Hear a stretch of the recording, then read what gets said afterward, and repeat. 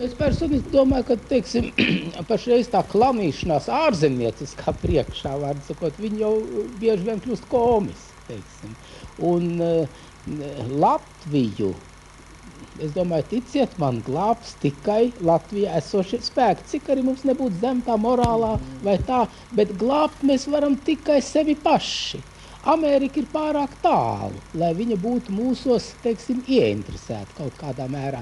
Nu, Vācija varbūt, kad viņi nostiprināsies, bet es nerunāju par atsevišķām personām no Vācijas, bet Vācija kā tāda var kaut kādīgi būt par integrējošo faktoru Eiropā un paņemt pie sevis, teiksim, arī Latviju tādā veidā. Skandināvija, kur ir ļoti labi cilvēki, varbūt, ka viņi tomēr ir pārāk vāja kopumā, lai ekonomiski un politiski izvilkt Latviju.